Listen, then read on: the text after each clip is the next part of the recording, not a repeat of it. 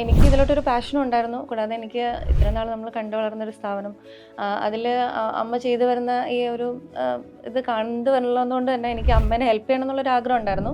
Marriage കഴിഞ്ഞ് പിന്നീട് ഇദ്ദേഹത്തെ സഹായിക്കാനായിട്ട് ഇറങ്ങിയോ? എപ്പോഴാണ് ഇറങ്ങിയത്?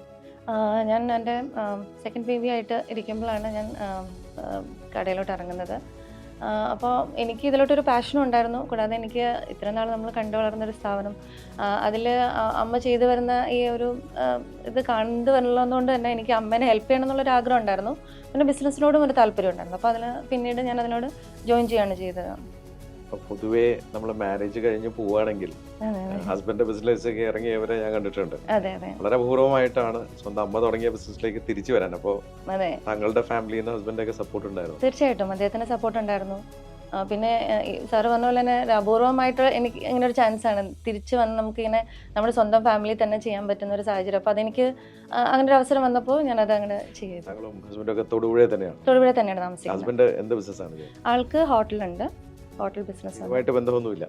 ഇല്ല ഇല്ല ഇല്ല. അപ്പൊ പ്രിയങ്ക ഇപ്പോ ബിസിനസ്സിൽ ആക്റ്റീവായിട്ട് എത്ര വർഷമായിട്ട്? 5 വർഷമായിട്ട് ആക്റ്റീവ് ആയിട്ടുണ്ട്.